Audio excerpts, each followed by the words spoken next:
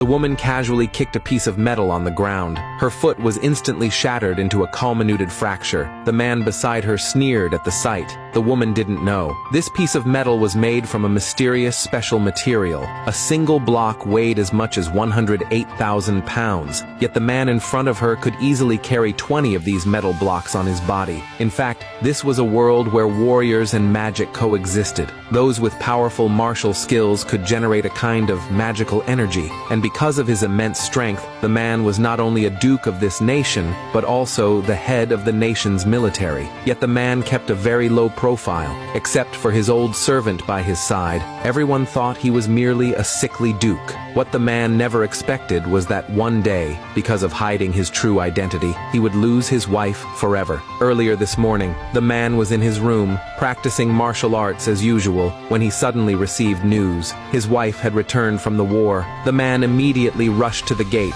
excited to welcome her, but at first sight of his wife, he froze. His wife was a female general. She had been away at war for 3 years without returning. Now she had finally defeated the enemy and returned in glory. But she entered the city gate with a pregnant belly. This scene quickly drew countless onlookers. The man angrily demanded to know whose child was in the general's belly, but the female general looked arrogant. She had just won the war against Country A for the nation. Now she possessed endless glory. It was just being pregnant with a child. Why should she explain herself to this sickly husband before her? The man's subordinate at his side was furious. During the years the general fought at war, the man had provided for her entire family, and now the general treated the man like this, truly shameless and despicable. But the general thought this was exactly what the man should do. Without her martial protection, the sickly man would have long been beaten to death. The man was furious. He couldn't believe the general could speak such nonsense. He knew well the general's family had once been ordinary serfs. It was the man who married her into his home and gave her the chance to go to the battlefield. And now she looked down on him in return. It was utterly absurd. Yet at this moment, the female general still pressed on. She even pretended to be merciful, saying she wouldn't abandon the man, but he must agree to her 3 conditions. The first condition was that the child she bore be raised by the man. The man almost laughed from rage. She actually wanted him to raise his wife's lover's child. He had never seen someone so shameless. But the general wasn't angry. She even advised the man to watch his words. Her child's father was the true great hero, Smith. The onlookers were instantly shocked. Though Smith was born a serf, with his martial skills he quickly became a general, and had won many battles for the nation. The female general was very pleased with the crowd's reaction. She immediately put forward her second demand.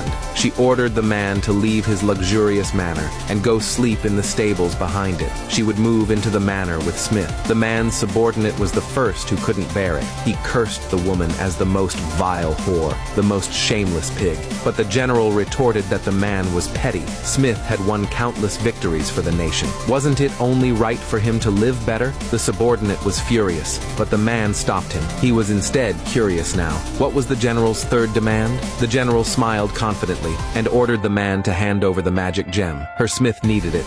The man's eyes instantly widened. He was furious. This magic gem was his family's secret. 3 years ago, before the general went off to war, she had come crying, begging him to teach her special martial arts. This special skill required training with the magic gem. The man couldn't bear to see her die on the battlefield, so he secretly taught it to her. And now this general wanted to give it to another man. It was sheer stupidity. The man told her straight to stop dreaming. He would never hand over the magic gem, but the general was disdainful. Since the man wouldn't give it willingly, she would just take it by force. Even the onlookers advised the man to hand over the gem. After all, the general was powerful, and the man had long seemed sickly, but the man wouldn't listen at all. Before everyone's eyes, he suddenly began taking off his clothes. They didn't realize. The man was actually removing the metal blocks from his body. The man casually tossed the metal blocks to the ground. With just a light throw, the ground trembled twice. A passerby curiously stepped forward to pick one up,